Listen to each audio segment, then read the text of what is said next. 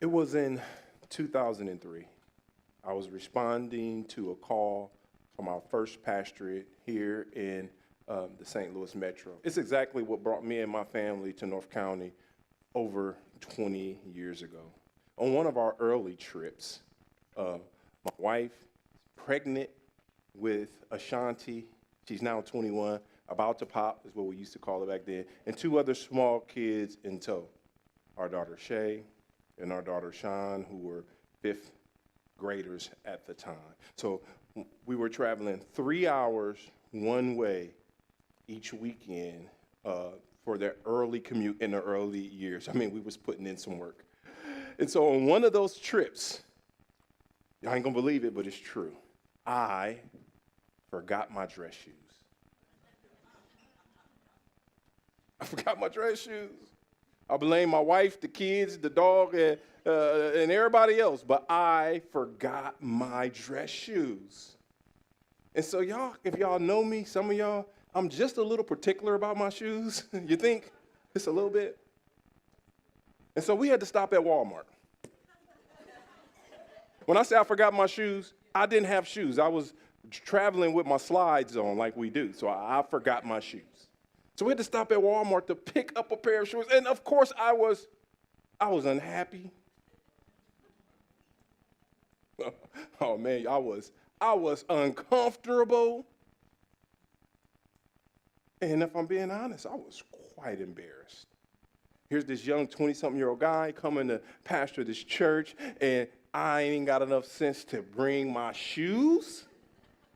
But here's the kicker, y'all. Well, y'all, I'm glad y'all laughing at my pain and my shame, but here's the kicker. Like, a dear sister after service, and she came up to me and she said this, and she said it out of the kindness of her own heart, and in true sincerity, she says, I knew that you were a legit pastor when I looked down and saw those worn out shoes. You're so humble. You're so godly. I know you're the man that God called for us. That's what she said. OMG, right? Y'all know what I'm thinking, right? This is what I was thinking. I ain't said. First of all, they brand new. You know what I mean? They might be from Walmart, but they are brand new. And second of all, I ain't nowhere near humble enough to ever wear these again. They didn't even make it to the trip back home. You know what I mean? I threw them in the trash can at the church, right? I didn't donate them. I was young. Forgive me, church. Y'all like, somebody needed those. They did, and I'm sorry. Would y'all forgive me? Yeah. But see, this is what struck me, is that she mistakenly, wholeheartedly, with sincerity, she equated being poor with being humble. She equated being poor with being godly. She equated being poor with being called. Now, let's be fair. That's not the only confusion out there. If one of our mistakes is equating poverty with holiness, the flip side of that is equating prosperity with holiness. So many people only know pastors from late night TV selling miracles to the most vulnerable, treating blessings as if they can be bought or purchased by sowing a. Y'all have heard this before. Yeah, okay.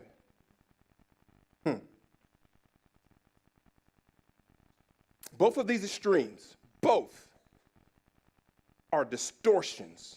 Jesus isn't, he hasn't taught that holiness is found in our poverty and in our suffering itself, nor is he saying his blessings is proven by prosperity either. He's pointing us to something different. He's pointing us to something deeper.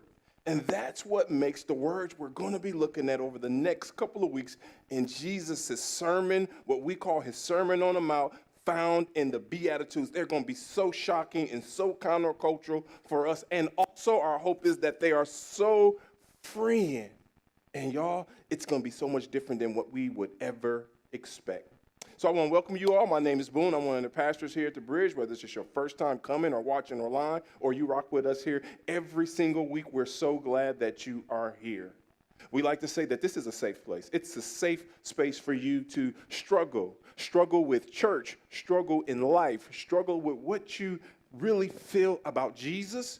And it's also a safe place for you to bring your honest and your sincere skepticisms. So to be here, we're not asking you to leave your doubts.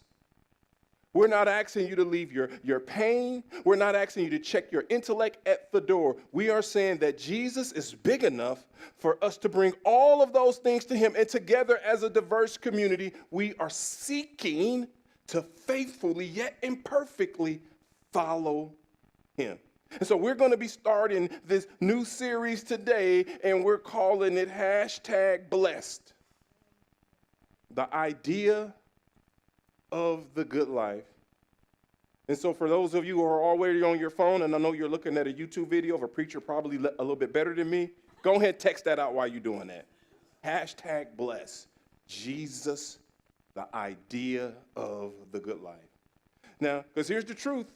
When we scroll through social media, #blessed usually means somebody got a new job, new car, new man, new woman, dream vacation, new surgery. It's some type of success. They get their income tax check, #blessed.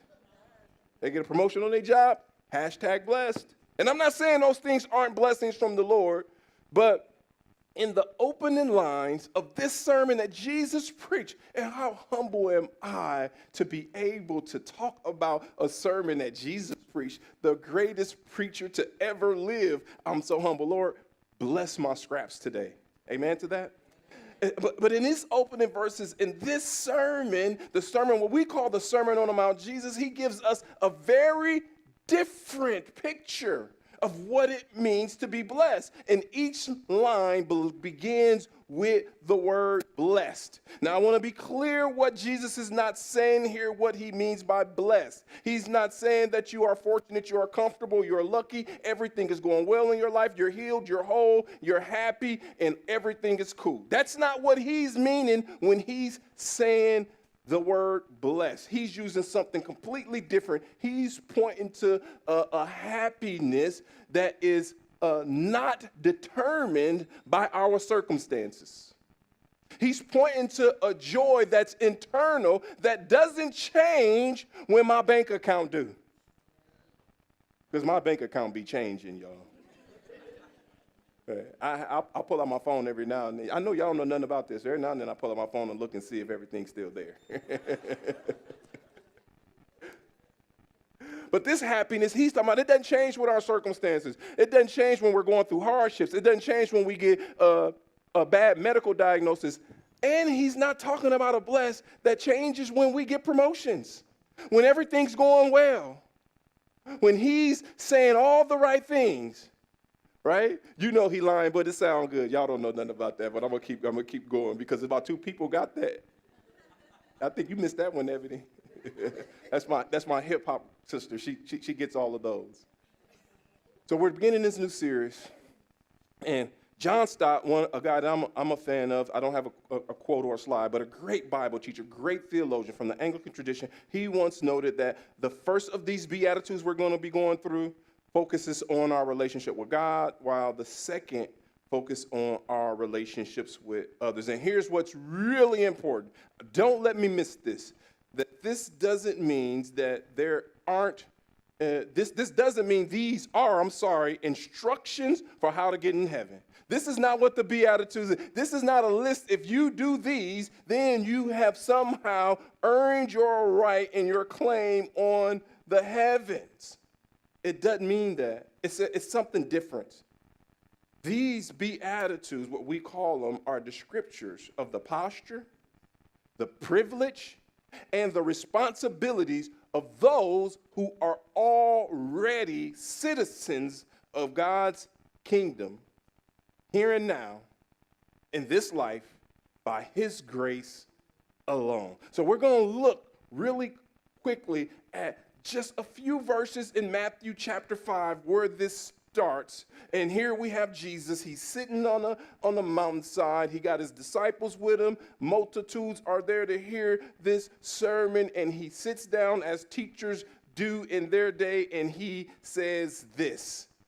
See, this is what Matthew records happening. Seeing the crowds, he went up to the mountain. That's Jesus. And when he sat down, his disciples, those who were rocking with him, came to him. And he opened his mouth and taught them, saying, "Blessed are the poor in spirit, for theirs is the kingdom of heaven." And so here's the question that we're going to be asking. Here's how we're going to be framing this question is, how does Jesus redefine what you and I call the good life?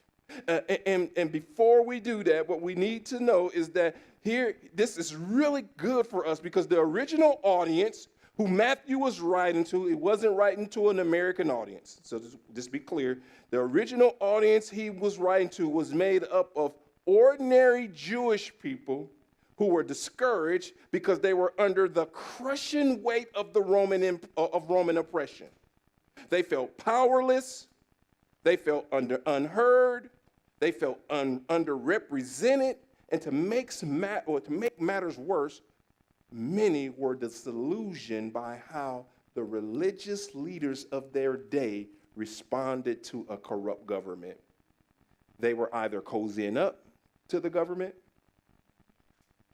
to try to align themselves with the powers, or they were oppressing their people more with just more rules, just more rituals, just more things to do, just more things to follow to distract them for the pain, to distract them from all of the things they were experiencing. So as we think about that, these people who would have heard that, and let's be honest, many of us in this room, we share just like that religion, just like that early audiences of Jesus' people, we too often feel the same thing. We're disillusioned by our religious leaders. We're confused at what the church appears to be asking us to do. We feel like we're not fairly represented and cared for and protected in the laws from our own government. And so we can identify with this audience. And so here is what Jesus is saying. This is the reality that he was speaking into. It's no different than our own. These people were hurting. These people were confused. And so he's coming because they got questions. They need answers. And they're waiting on this God of theirs to come, to take over, to kick butt, to kick the Roman government out of what they would have called the Holy Land. They was waiting for them to be put back in their place. They was waiting for their king to come. And this is what he says to them. And so we're asking this question, how does Jesus redefine the good life? And here's what I want to say. And here's what I believe is evidence from what Matthew wrote about Jesus to his earlier audience. I believe that blessing begins when we come to God with empty hands and an open heart. And the first point we're going to be looking at is blessing begins with empty hands. And so here's what the text says. Let's go back to the text so we can be clear that this is what the text says. It says, blessed are the poor, but it gives a qualifier, in spirit.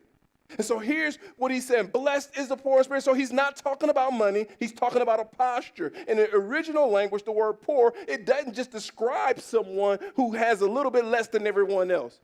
It's talking to somebody who is completely destitute. It's talking about someone who's completely dependent. It's talking about someone that has no way to care for, protect, or fend for themselves. It's like a beggar on the street that you meet at a stop sign. A person that's begging, a person that's begging on the street corner at a stop sign. This is what he's saying when he's talking about the word poor.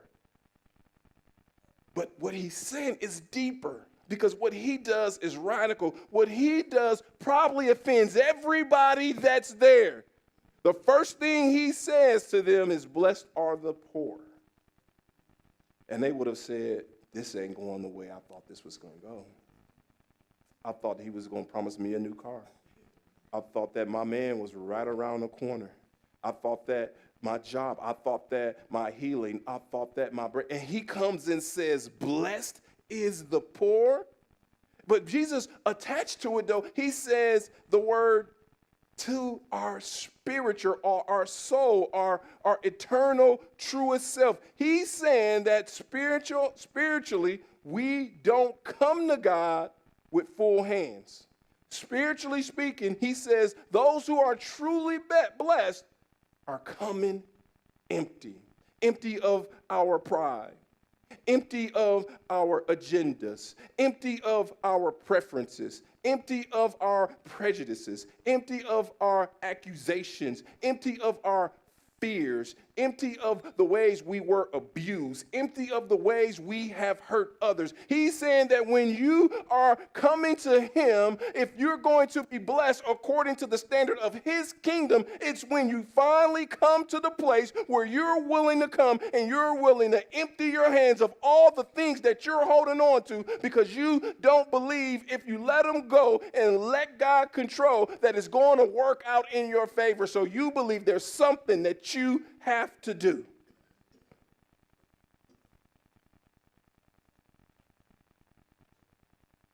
And that's hard for us because we're trained. We're Westerners. We're Americans. We've been trained that we have to prove ourselves. We have to earn. We have to bring something to the table. But Jesus is saying something radically different. He's saying that our blessings begin the moment we admit, I do not have what it takes. I need help. I need Jesus. It reminds me of John Newton. And it's great. He didn't just call himself a wretch for some sort of dramatic effect. He really lived a sinful life, a destructive life. I think it's okay if we say that John Newton, prior to him being rescued by Jesus, he was a bad person. He was a human trafficker. He was involved in the transatlantic slave trade. He owned a ship that transported humans that were going to be sold into captivity. And on one said trips, he ran into a storm. He and all his cargo being other human beings that were slaves that were going to be sold as properties, the ship was about to go down. It was rocking. The storm had come out of nowhere, unexpected, and he thought it was it. And he cried out, Lord, have mercy on me. Lord, have mercy on me. In that moment, this man who was a human trafficker, who was transporting slaves, in that moment on that ship, when the waves were rocking, he had to empty his hands and say, Lord, I need help. I'm the captain of this ship, but I need help. And eventually, by God's grace, because God is so good, this guy that I would have considered a bad person, a colonizer, a slave trader, a human trafficker, this guy I would have said about that, he responded to the voice of Jesus. He responded to the call of the gospel. And not only did he transform his life, not only did he give it to the Lord, not only did he become a preacher for the gospel, he became one of the biggest abolitionists of his day. He then dedicated the rest of his life, along with guys like William Wilberforce, to make sure that slavery was undone and overturned and no one else would ever be transported in a ship like his. And that's why he wrote the song. He wrote the song from that posture of a man who once saw people as property and transported and trafficked and abused them. But then all of a sudden he saw them as image bearers and humans, as people that needed to be defended, people that needed to be protected. And he wrote the song, and we all know the song. It's the song Amazing Grace. And so the next time you sing it, the next time you hear it, remember what he said, Amazing Grace. How sweet the sound that saved a wretch like me, that saved a racist like me, that saved a human trafficker like me, that saved an abusive person like me, that saved a liar like me, that saved, and you can fill in the blanks because you know that song was penned with a person who was at deep work with prayer and repentance, trying to make room for God to come in and to be king of his life.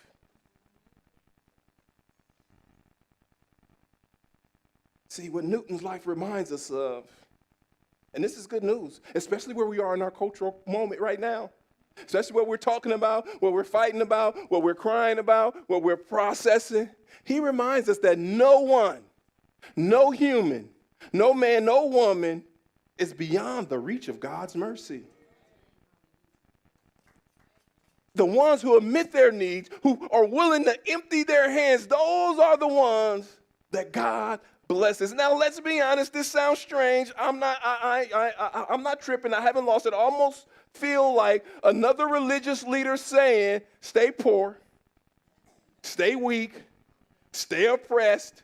That's your blessing. That ain't what I'm saying. That's not what Jesus is saying. It's kind of like we're saying that you stay in servitude while the rich keep living it up, while the powerful get to do what they want, say what they want, act how they want, and they're the ones that celebrate it. We need to know that is not at all what's happening. But it's not that we are. It's not that Jesus was. It's not that Christianity is trying to pacify poor people while the rich and the powerful continue to have it all. Because that's not what Jesus is saying.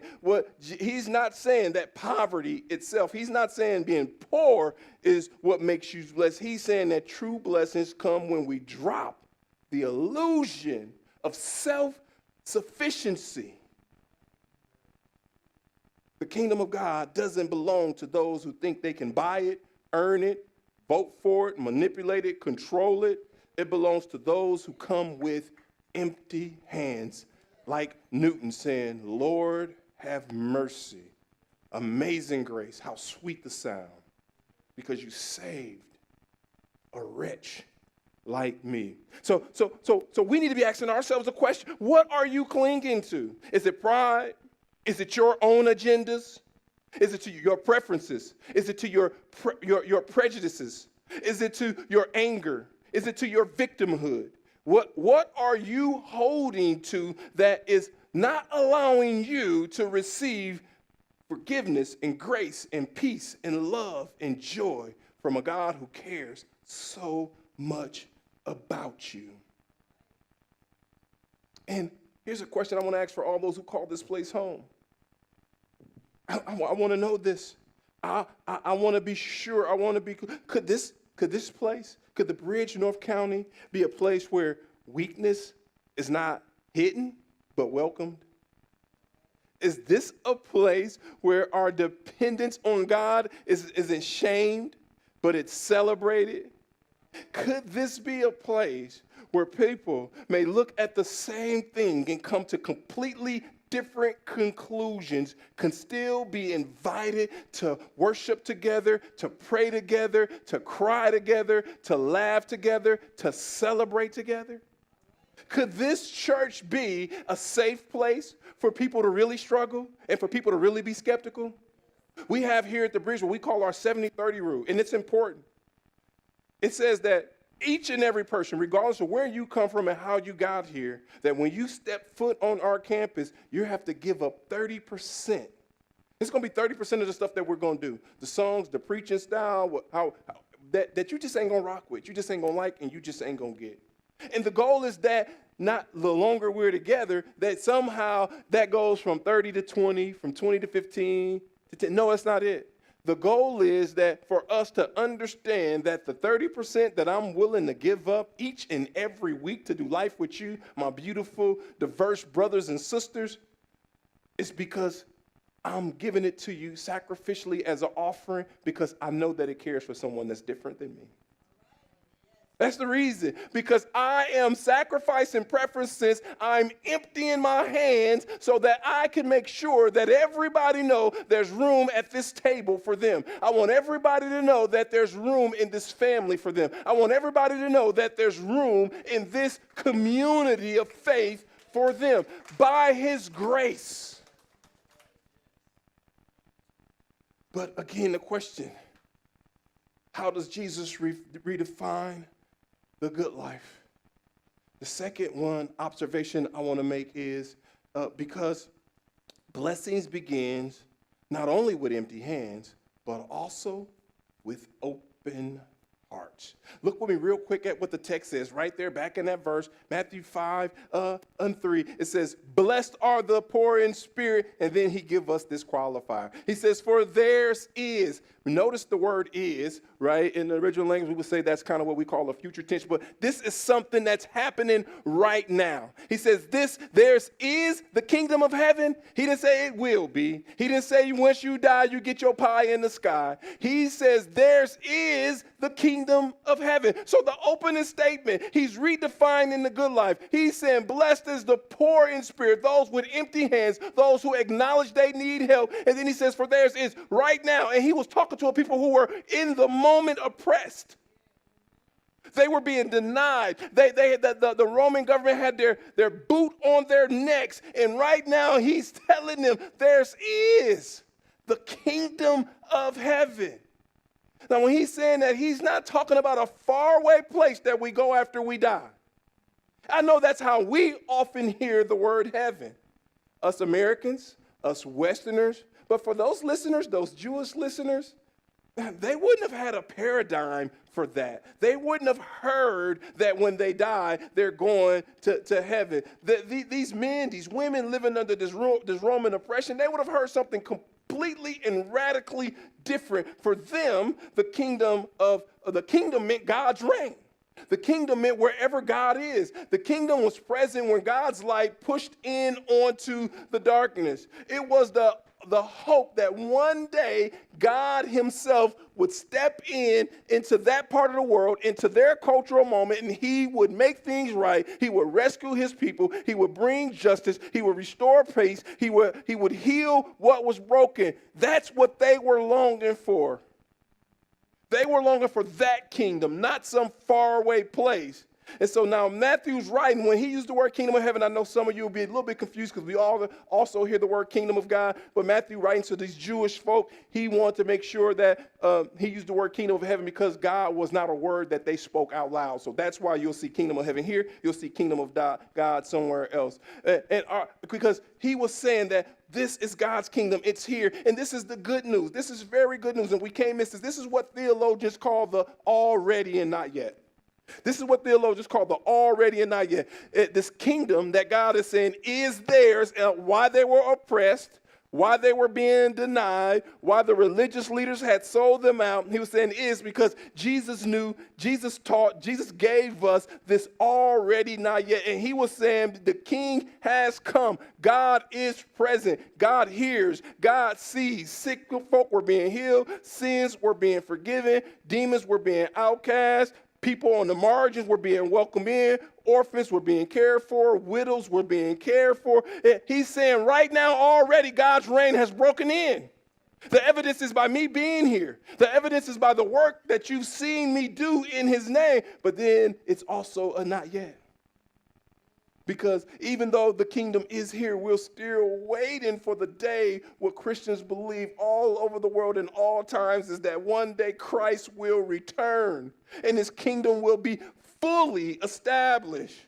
When every injustice is done and every tear is wiped away and there is no more cancer and there is no more sickness and there is no more violence and there is no more racism and there is no more sexism and there is no more abuse. That is coming too. And that's why we believe in the already and not yet, that he's already come. He's already present. He's already with you. He said he won't leave us nor forsake us. And it's still the not yet because we still long for the day in this unjust, in this broken, in this sinful world when Jesus will make all things new. Amen to that, fam? So when Jesus is saying theirs is the kingdom of heaven, he's saying that the poor in spirit, they already belong. The oppressed, they already belong. The forgotten, they already belong. The marginalized, they already belong right now. And one day, when the kingdom comes in all its fullness, they will still be there. They won't be on the margins, but they will be there right in the center of God's blessing. And I don't know about you all, but that's good news. It reminds me of what the great Dr. Reverend Martin Luther Jr. King said. He said this. I believe on the eve that he was going, before he lost his life, he said this. He says, I may not get there with you. As he stood up against the injustice of his day. As he stood up for the vulnerable and all poor people, regardless of their ethnicity. As he stood up for working people. As he stood up for the oppressed, poor people of color.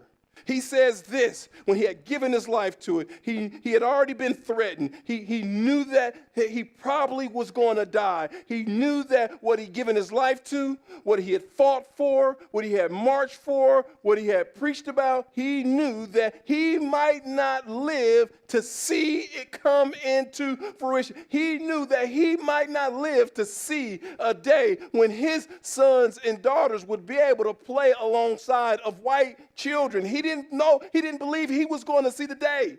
This is what he said, though. I may not get there with you, but I want you to know tonight that we as a people, we will get to the promised land. He could see glimpses of God's kingdom breaking in, even in the midst of extreme oppression and death threats. And eventually, he was killed at a hotel on a balcony at the Lorraine Hotel. And so this is what I'm saying to you, family. I want y'all to know about me as y'all pastor. I've given my life to seeing a place where all God's children, all God's people, regardless of your political affiliations, regardless of your ethnicity, regardless of your socioeconomics, I believe that God's kingdom is here. And one day he's going to make all things new. And one day in America, the church will be integrated, segregated no longer by class, segregated no longer by race, segregated no longer by denomination. And I'm also okay with knowing that I might not live to see it happen. You might not live to see it happen.